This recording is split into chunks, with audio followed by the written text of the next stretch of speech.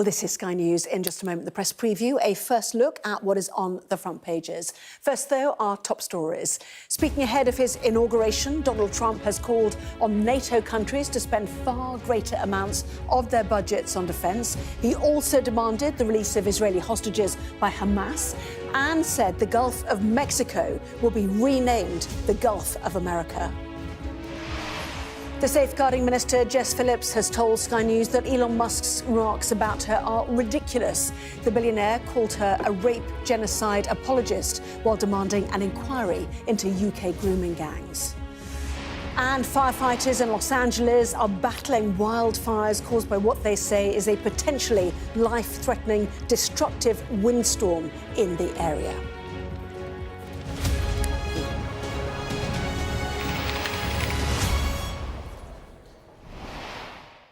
Hello there, you're watching the press preview, a first look at what is on the front pages. Time then to see what's making the headlines with the columnist and broadcaster Steve Richards and the former Conservative Special Advisor Salma Shah. Welcome and lovely to see both of you. So to the front pages then, let us start with the Financial Times. It leads on Meta's decision to end its third-party fact-checking programme in the US and instead rely on its users to flag misinformation. The front of the Eye also featuring that story, writing that the social media giant is defying the UK's online safety crackdown. Meta's move towards the fact-checking system piloted by the platform X, also the lead for The Guardian. The Telegraph leads on a story from a whistleblower accusing the SAS of executing Afghan civilians, including children, in evidence given to a public inquiry. The Daily Mail leads on the NHS as multiple hospitals say their A&Es are in crisis as flu cases spike. The Metro leads with the Labour Party's apology for their TikTok promo using a song with controversial lyrics. A chilling story on the front of the Daily Express, which says Britain is in store for the coldest night in 4 years. In other news, The Sun carries an exclusive that actress Charlotte Jordan is leaving Coronation Street, the fifth star to leave the cobbles in a month, the paper tells us. And the Star Splash brings us essential advice from actor Brian Blessed on how to survive in the event of a Yeti attack. Don't forget to scan the QR code that you can see on screen during the programme. You can check out those front pages while you listen to our guests. So let's head straight to Steve and to Salma. Lovely to see you both. Happy New Year. Is it getting too late for that? I'm not quite sure. Anyway, what an interesting day of news it was as we look ahead to tomorrow as well. The Eye, first of all, social media giants defying a UK crackdown on online safety. This is at least in the States, is it not? This is Meta, owner of Facebook, Insta and so on. How significant do you think it is that they're ditching fact-checking in their normal way? Well, I mean, there's a sort of theme running through a lot of the stories we're going to be looking at today, which is the imminent arrival of Donald Trump. And I can't think of a president on the eve of taking power who has had this kind of impact. When you look back at the weeks before Clinton took over or Obama, everything is revolving around him, it seems, with weeks to go before he goes back into the White House. And this is one example of Facebook and the owner trying to adapt to what Trump wants to see, what Trump regards as, in inverted commas, free speech. It's going to worry a lot of people here. I have to say, I'm so used to the media being an unreliable narrator, whether it's newspapers, obviously Sky News, always reliable. Absolutely. But you know, we navigate through unreliable newspapers and all the rest of it. I can't get as worked up about this as I think many will, who will see this as very sinister. I think it's people trying to adapt to the arrival of Trump and let's see the consequences. I mean, speech at the moment is wild anyway, and I wonder how much more wilder it will get with this. Yes, well, on this still, until we get to the other matters that Trump spoke about, you know, has the Wild West of online and the internet just got wilder? What does it mean for liberal, fact-based reporting? And what does it mean about the polarisation of where people get their online news from? Well, I think I agree with Steve's assessment that part of this is about modifying and moderating for a new president. You know, Mark Zuckerberg and Donald Trump have not had the best relationship previously. There's something slightly sort of pushing at the boundaries, I think, with the word defy in this headline, because they can't defy laws that have been set down in this country, so the Online Safety Act, for example, and the Digital Services Act in the EU. So there is still going to have to be some level of content moderation. You referenced something which is the Wild West of the internet. Now, that is something that charity campaigners have used themselves. And on the front page of the Eye, parents and campaigners who have struggled and suffered as consequences of algorithms, children taking their own lives as a consequence of things that they're seeing. I don't think that they are going to settle for this kind of content moderation. However, having said that, some of the community notes stuff on X, formerly known as Twitter, has worked well. It is better than having a company with its own kind of processes deciding what it might want to do with content. There are different kinds of ethical questions that come up all the time. But I will say that part of this really is about the quality of the content that is being produced and pushed out there on social media. And it is heartening that, news organisations like Sky, things with proper journalistic practices, is content that is still shared on these platforms. So I don't think we can just rule out, this one statement as being the end. I agree with that, but I think there are reasons to worry and there are reasons to be cautious. It's very sort of layered. It's, how does an individual country regulate against an international media organisation? I mean, Salma was telling me when she worked in the Home Office, she was involved in drawing up. What was the bill you were involved in? It was the Online Safety Act. It eventually became the Online Safety Act, but we did start the process. So how does the UK regulate when Facebook is this massive international thing? Same with X. But, you can lower it down. I mean, how do you regulate a British media? There's a huge, endless debate about whether Ofcom is effective or powerful enough and whether newspapers should be regulated and how. So there's a really ongoing debate about that. But I think the context at the moment is so highly charged with Musk and X and all the other things going on. But almost the biggest concern is that people will seek their news from the echo chamber of their own interests, and therefore polarisation just increases. Isn't that kind of where it's sort of the juggernaut that we're heading in, or are you not concerned about that? Well, I'm really concerned about it, but I've always been concerned about it. I mean, let's go back 10 years, Tories read the Daily Mail and they were in their own echo chamber. Labour people read the Guardian or the Mirror. So I think this has always gone on. It's just now on this bigger scale with social media. Yeah. So there's a lot to worry about, but I suppose I've always been worried, actually, about the impact of the media on our lives. So I'll just still be worried.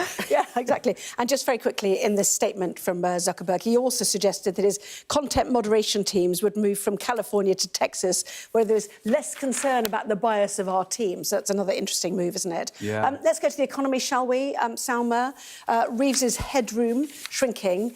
The whole point is that borrowing is extremely high, back to the era of 1998, if anyone can remember that far back. Yes, and the consequence of this, obviously, is that an already pressured state is about to become even more pressured. So previously, when we have been on this programme and talked about the implications of the budget and whether Rachel Reeves is going to have to come back to raise more taxes, that shadow is looming larger today, I think, as a consequence of this story. So if borrowing costs go up, the Treasury, it costs more money to borrow and therefore to run services. It basically means that we can't borrow anymore without it being more expensive, and also our debt interest repayments will go up as well. So eventually, you're actually just paying taxes to pay off the stuff that you borrowed previously. It's the biggest story of tonight, really, because if Rachel Reeves' room for manoeuvre is further constrained, what does she do to raise money? And I look back at when you were all in 2010. And the borrowing was so cheap. And George Osborne decided not to borrow to spend on capital investment. Now it's really expensive.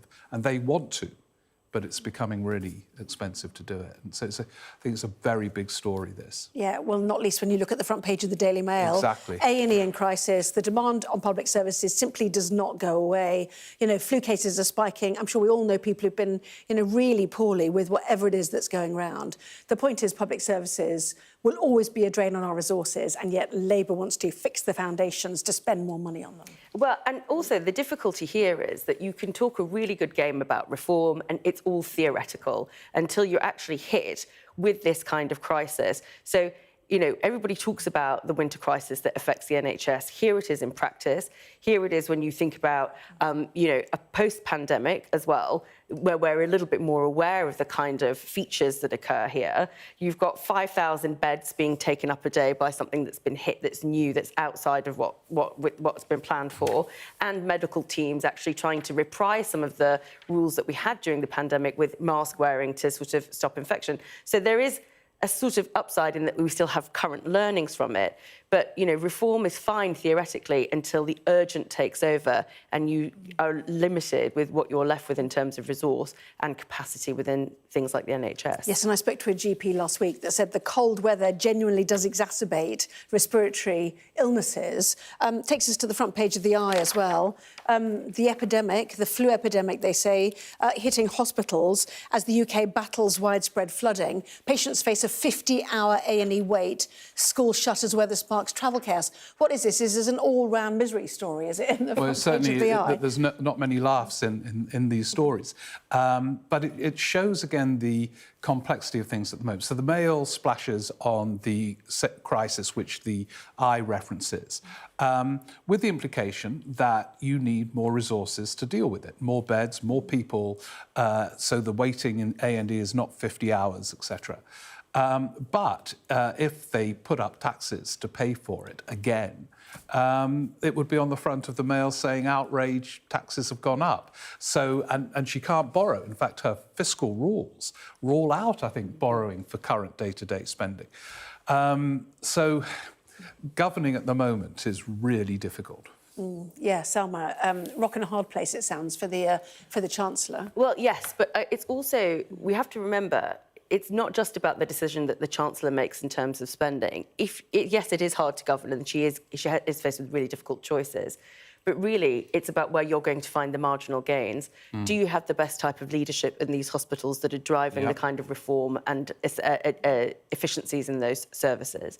Do you have the best kind of people on the ground who are giving you the best advice on flood warnings and being able to, go back up to DEFRA to make some of the better choices strategically? And it's not the interesting, sexy stuff, about big budgets and big reform and the things that's going to get headlines. It's actually very boring technocratical stuff that might change what we have here, but you have to have the patience to care about that. Yeah, but that is a kind of reform in itself, isn't it? Because if people on the front line are more, not so much the front line, but the organisers, those responsible for provision, were more accountable for what happened, I think the quality of provision would rise. But that's a reform.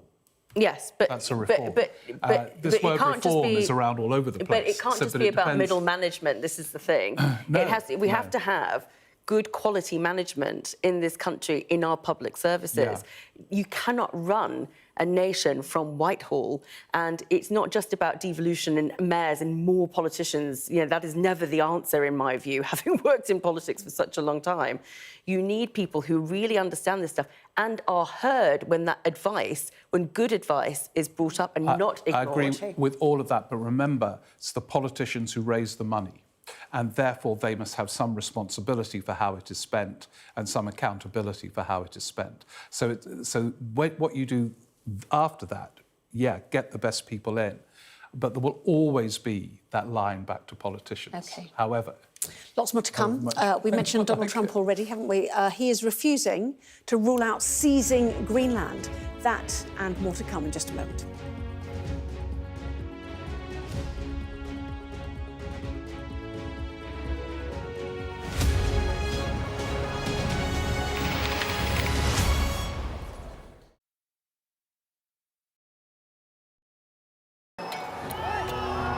Prime Minister Modi is the most popular politician in the country. He is expected to win his third term in these elections. Jubilation in the streets, while some emotional. This is a political victory for Prime Minister Modi and his Hindu Nationalist Party, a promise fulfilled.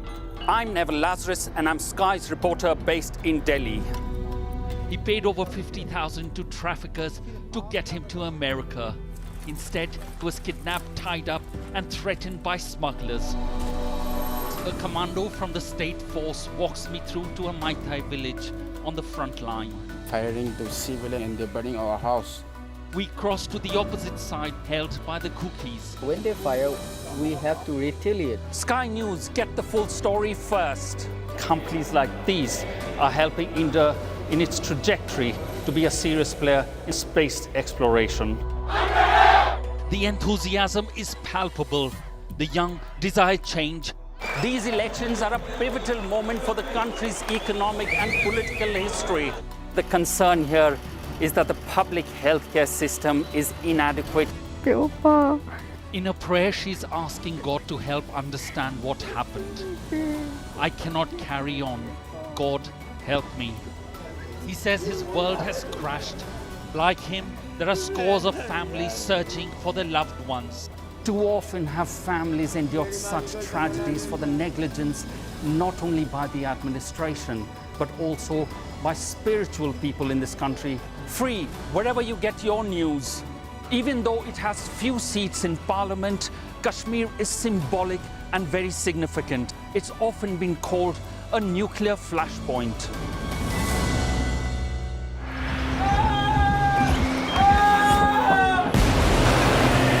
The most significant day of this conflict. They keep telling us that they want aid. And this is what's left of it. Tanks, heavy vehicle.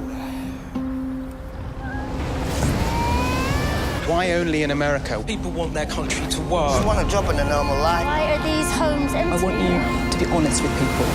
That has happened within minutes. Sky News, the full story first. Free wherever you get your news. We've got your Sunday mornings covered. From the front page and the sounds of the streets to the voices of the people who make the major calls and big picture politics beyond Westminster. We'll put you at the heart of our story. A new start to Sunday. I'm ready. Are you? Join me, Trevor Phillips, Sunday mornings on Sky News. Weeknights on Sky News. This is your chance. Tell people. Welcome to the Politics Hub. Our police force has apologised. If you want to find out about Grimsby, you come to the docks. I'm live in Jerusalem. Are you not concerned that that could lead to all-out war? Hello there, good evening. There are fears of an upsurge in violence. What's at stake here? You are watching the press preview, a first look at the front pages as they arrive. Well, welcome back. You are watching the press preview with me, the columnist and broadcaster Steve Richards, and the former Conservative Special Advisor Salma Shah. Welcome back to both of you. So, Donald Trump and Elon Musk dominating, one might say, the news agenda. Let's go to the front page of the Guardian, Steve. Refusing to rule out seizing Greenland. I mean, purchasing it is one thing, but using economic coercion or military force is quite another. Yeah, I think this is, there's been quite a lot of speculation in this, as we were saying earlier, Trump-obsessed phase before he gets to the White House, that he will be different this time round. And I just look at all the evidence and think he's going to be exactly the same as the first time round. And this is an example. I mean, we've been trying to work out whether there was some sort of legitimate claim over Greenland, and that there isn't, but there he is, claiming this will be in Greenland's interest for America to take it over. Hasn't he claimed he's going to take over the Panama Canal? Whenever he said it was built for the American military. Built for the American military. Whenever I hear the word canal, I know there's trouble ahead. Suez Canal and blah, blah, blah. Now, now he's going to claim the Panama Canal, and it always causes global seismic tremors. And, but it is about trade routes partly, isn't it? And it's it about always is, by the military way. strategic routes as well, which is why Canals. Greenland as an island is so important, and the resources on there as well. There's a logic to everything that Trump says. It might not be a logic that we all follow, but there is a logic to what he is saying and what he's doing. The issue is, to be serious for a moment, because, to be honest, not ruling out force to take Greenland is deeply unserious.